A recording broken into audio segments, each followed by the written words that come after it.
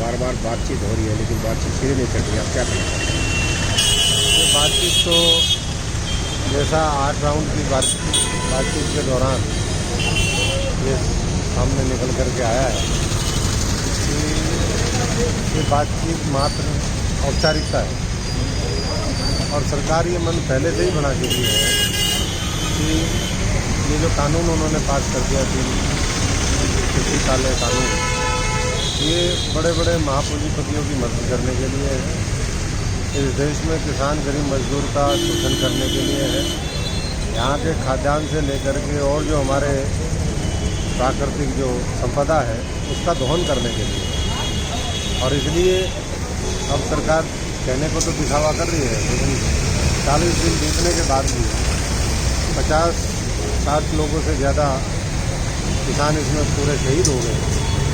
उसके बावजूद भी जो संजीदगी और जो संवेदनशीलता दिखनी चाहिए किसानों की, वो सरकार की किसानों के प्रति नहीं दिखाई दी।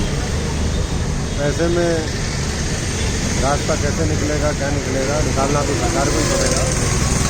और किसान भी मजदूर भी जो जिस तरीके से वहाँ पूरा हरियाणा, पंजाब और पश्चिमी उत्तर प्रदेश, राजस्थान चारों तरफ से जिस तरीके से घेरे हुए, सरकार दबाव में है। दबाव एक तरफ किसान गरीब मजदूर का है और दूसरी तरफ दबाव महापूंजीपतियों का है।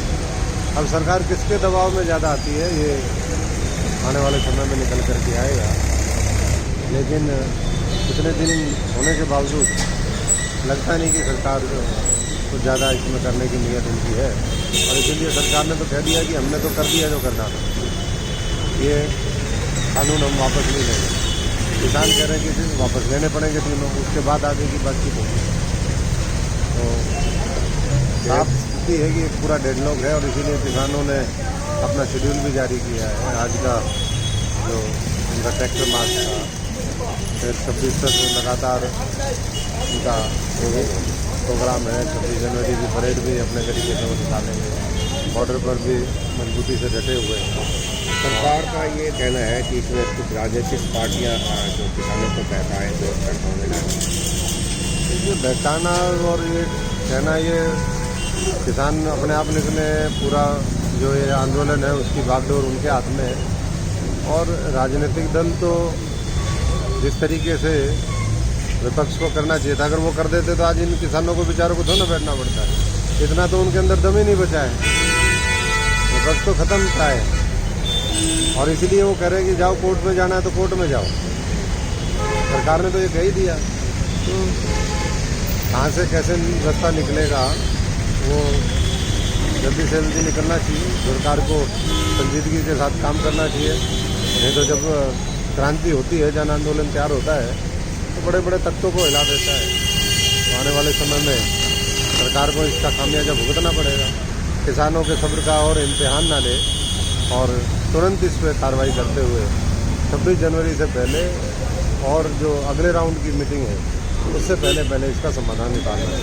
भूपेंद्र सिंह हुड्डा जो कांग्रेस के वो कहते हैं कि बार पूरा किसानों को समर्थन है, और समर्थन में आज तक तो दिखाई दिए नहीं। तो वही लोग हैं 2-2 रुपये 100-100 रुपये के जब किसानों की फसल खराब होती थी वो देते थे। आज अडानी अंबानी को स्थापित हरियाणा में करने वाले कौन लोग हैं? देश में अलग अलग प्रांतों में आप उठा करके देख लो, यही लोग हैं जिन्होंने हजारों एकड़ जमीन की, लाखों करोड़ रुपए के उनको लाभ पहुंचाए। और इन्हीं की मिली भगत की वजह से आज किसानों को ये दिन देखने पड़ रहे हैं। इसलिए कहने को तो बहुत लोग कहेंगे, लेकिन असली चेहरा उनका लोगों के सामने सबका आ चुका है। धीरे धीरे और स्पष्टता आएगी। जागृति जब आती है तो सब समझ में आ जाता है कि किसके तार किस से जुड़े हुए हैं। अब ये मोबाइल है, मोबाइल के अंदर कौन सा सर्किट किससे मिला हुआ है ये तो हार्डवेयर इंजीनियर ही बता सकता है।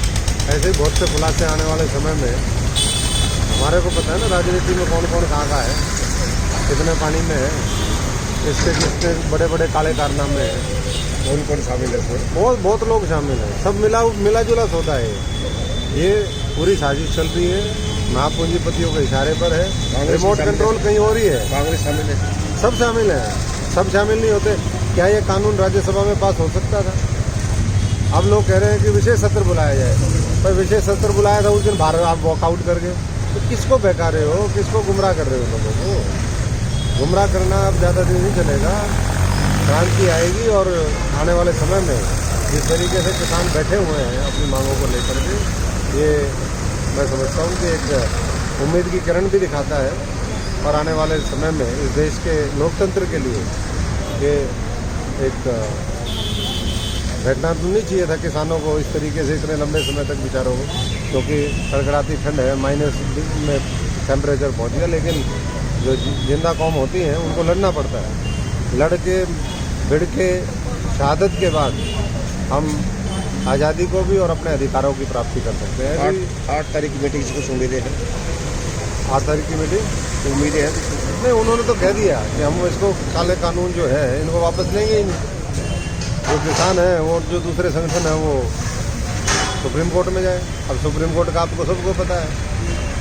अभी जितने भी मामले हुए पिछले दिनों में, न्यायपालिका वो सर्वोच्च मंदिर है लोकतंत्र के अंदर, न्याय मांगने का, न्याय की उम्मीद रखने का। लेकिन अब जिस तरीके से वो भी मामला ऑपरेट हो रहा है, वो भी बहुत ज़्यादा लोगों को उम्मीद नहीं है। तो ऐसे में जो लोग हैं, चुने हुए प्रतिनिधि हैं, मैं तो उनसे यही कहूँगा कि किसानों के समर्थन में अपने अपने पद त्याग करके, अपनी अपनी पार्टियाँ त्याग करके, और इस मोर्चे को जो एक किसी पक्ष का नहीं है, किसी पार्टी का नहीं है, उसमें शामिल होकर के और वहीं बैठ कर के उनकी लड़ाई लड़ने का काम करें। दिखावा नहीं चलेगा। इसलिए हमने तो पीछे भी एक मीटिंग करी थी, 10 तारीख को फिर मीटिंग है। जो पहले चुने हुए प्रतिनिधि रहे, एमपी रहे, जो अभी वर्तमान में एमपी है, सबकी दिल्ली के अंदर एक मीटिंग कुछ साथियों ने किसान संगठनों के अनुरोध पे वो बुलाई है। तो उसमें अपनी बात और मजबूती से 10 तारीख को फिर हम रखेंगे।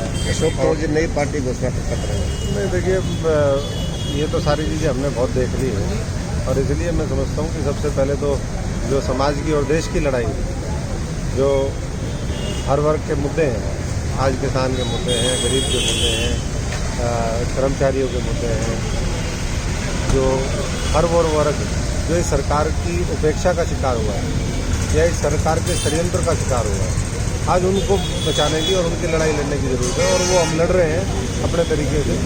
और ये तो सच्चाई है कि जहाँ भी लोगों को और कोई विकल्प मिलता है, वहाँ लोग उनके साथ खड़े होते हैं। ये चोर लुटेरे जो बीजेपी कांग्रेस के हैं, इनको त्याग देते हैं। तो इसलिए ऐसे लोगों से बचते हुए और पूरी मजबूत, ऐसे हालात कभी बने थे क्या? आज इमरजेंसी जैसे हालात इस हरियाणा के और देश के अंदर हो गए। मुख्यमंत्री, उप मुख्यमंत्री, उनके विधायक, उनके सांसद अपने अपने घरों में दुब के बैठे हैं, कहीं बाहर निकल के आए क्या? तो ये तो खुद आपातकाल की स्थिति, ये पहली बार है, खुद ही अपने ऊपर आपातकाल लगा लिया। Thank you sir.